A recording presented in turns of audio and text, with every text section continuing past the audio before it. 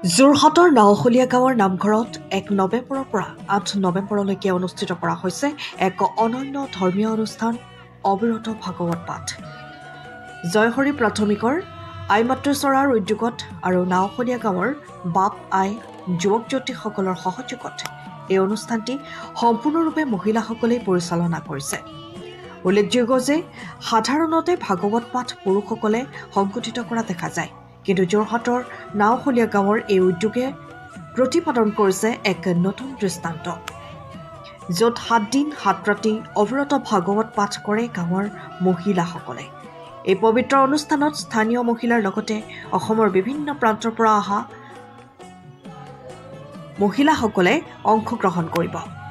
সম্পূৰ্ণ নীতি নিয়মৰ মাজেৰে পালন কৰা নামঘৰৰ পৰিৱেশ অতি সুন্দৰভাৱে সজাই পৰাই তোলা হৈছে আৰু সমগ্ৰ পৰিৱেশটি অতি ভক্তি আৰু শ্ৰদ্ধাৰে পৰিপূৰ্ণ হৈ উঠিছে। ভাগৱত পাঠৰ আৰম্ভণিৰে পৰা হিয়াৰামঠু জুবিন গাৰ্গৰ প্ৰতিচ্ছবিত বন্তি প্ৰজ্বলন কৰি শ্ৰদ্ধাঞ্জলি জ্ঞাপন কৰি আহিছে। আৰু অনুষ্ঠানৰ অন্তিম দিনা অৰ্থাৎ ৮ নৱেম্বৰৰ নিশালৈ স্থানীয় শিশুসকলৰ লগতে যদুমণি সাংস্কৃতিক গোষ্ঠীৰ শিশু শিল্পীসকলৰ দ্বাৰা শ্ৰীকৃষ্ণৰ ৰাসলীলা প্ৰদৰ্শন কৰা হ'ব। এই অনুষ্ঠানৰ যোগেৰে গাঁওখনৰ সকলো স্তৰৰ মানুহে মিলি একতা, ধৰ্মীয়তা আৰু সংস্কৃতিৰ সোঁতত বিলীন হোৱা পৰিলক্ষিত হৈছে।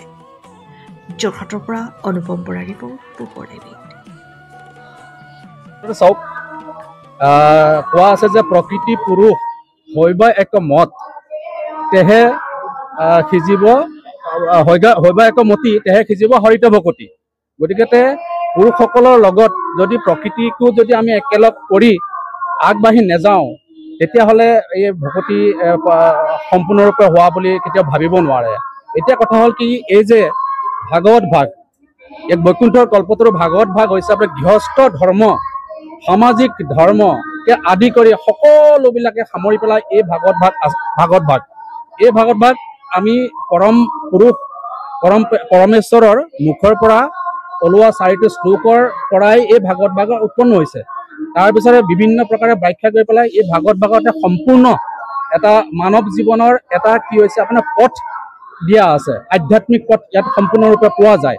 গতিকে আমি এই ভাগৱত ভাগৰ দ্বাৰাই যে আমি আইসকলৰ দ্বাৰা আয়োজিত কৰাই পেলাই আইসকলকো সম্পূৰ্ণৰূপে ইয়াত আমি তেখেতসকলৰ প্ৰতিভাই নহয়, তেখেতসকলৰ ভাগৱতৰ প্ৰতি 18,000 যিটো শ্লোকৰ, প্ৰত্যেকটো শ্লোকৰ যিটো মানে যি অৰ্থ, সেই বিষয়ে মানে তেখেতসকলক বুজোৱা হৈছে আৰু তেখেতসকলে মানে পঢ়ি নিজে কৃতাৰ্থ হৈছে।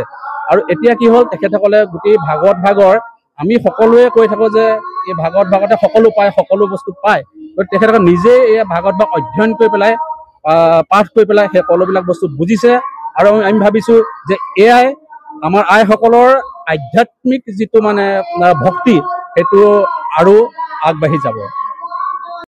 গাঁৱৰ জয়হৰি প্ৰাথমিক আইমাতৃচৰা সৌজন্যত আমি এই 7 দিনীয়াকে অবিৰত ভাগৱত পাঠৰ আয়োজন কৰা হৈছে।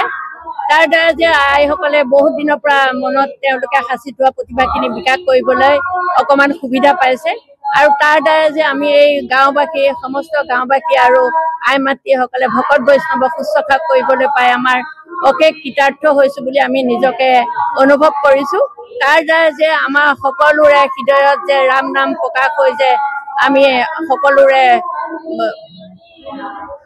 ভৱিষ্যত এইদৰে আগলৈকে যেন কৰিবলৈ অকণমান অনুপ্ৰেৰণা পায়, তাৰে অকণমান আমি পাতিছিলোঁ 4দিনীয়া কাৰ্যসূচী। আমি আই মাতৃসকলে আইমাতৃচৰা সৌজন্যত এই অবিৰত ভাগৱত পাঠ পতা হৈছিল আৰু এইবাৰ দ্বিতীয়বাৰৰ কাৰণে আমি 7 দিনীয়াকে পাতিছোঁ। যিহেতু আমাৰ এই গাঁওখনৰ আই মাতৃসকল বহু সংখ্যা বহুত বেছি, সেইকাৰণে আমাৰ 4 দিনীয়া কাৰ্যসূচী আমাৰ পাতিলে মানে আই সমস্তই এইকণ প্ৰতিভা বিকাশ কৰিবলৈ সুবিধা নাপাব। সেইকাৰণে আমি 7 দিনীয়াকে পাতিছোঁ যে আইসকলৰ মনত যিখিনি প্ৰতিভা আছে, আগলৈকেও যে আমাকে অনুকৰণ কৰি সমস্ত আই মাতৃসকলে এনেকৈ আগবাঢ়ি যাব পাৰে, তাৰে কামনা কৰি আমি এই অনুষ্ঠানভাগি আয়োজন কৰা হৈছিল।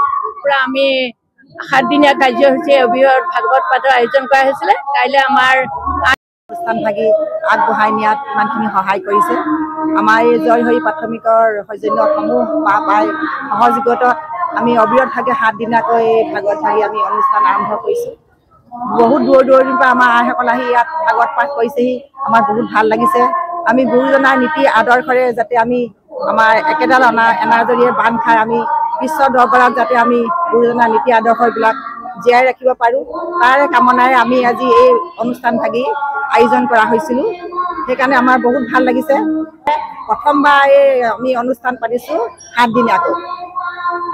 হৈছিলোঁ প্ৰথমতে আমি 4 দিনীয়াকৈ পাতিছিলোঁ। এতিয়া ভাবিলোঁ আমি 7 দিনীয়াকৈ অনুষ্ঠানভাগি পাতোঁ। আইসকলৰ মনৰ ইচ্ছাবিলাকো পঢ়াত বহুত উৎসাহ, সেইকাৰণে আইসকলৰ মনৰ ইচ্ছাবিলাক যাতে পূৰণ হয়, সেইকাৰণে বহুত দূৰ দূৰৰ পৰা আইসকলে আহি পঢ়িছেহি। আমাৰ ইমান ভাল লাগিছে যে তাৰমানে এনেকুৱা লাগিছে আমি কেইদিনমান যেন আমি আৰু বঢ়াই দিব পাৰোঁ, তেনেকুৱাহে লাগিছে আমাৰ। নহ'লে পৰিচালিত আৰু শেষৰ দিনা আমাৰ মহিলা সমূহ মিলি নাম এষাৰ হ'ব। নামৰ পিছতে আমাৰ যুৱকবৃন্দৰে আমাৰ এষাৰি ৰাস সম্পূৰ্ণ ৰাস উৎসৱ পালন কৰিব সন্ধিয়া সময়ত। 20 বছৰীয়া যোৰহাটবাসীৰ একমাত্ৰ ভৰসা প্ৰতিষ্ঠান ৰিয়া টি ষ্টল। হয়, যোৰহাট পুৰণি বালিবাটস্থিত বিজি পথত আপোনালোকৰ আপোন আৰু ভৰসাৰ চাহ, মিঠাই, বিভিন্ন সুস্বাদু সমৃদ্ধ বিপণী Riya tea stall. Riya tea ষ্টলৰ দ্বিতীয়খন সংযোজন ৰিয়া টি ষ্টল ৰাইজৰ বাবে মুকলি। ইয়াত নানান ধৰণৰ বিস্কুট, ব্ৰেড, সুস্বাদু পেষ্ট্ৰি, কেক, চাহ, কফিৰ লগতে বাৰ্থডে কেক উপলব্ধ। লগতে অৰ্ডাৰ মতে যোগান ধৰা হ'ব। তেনেহ'লে পলম নকৰি আহক আপোনালোকৰ প্ৰিয় বিপণী ৰিয়া টি ষ্টললৈ।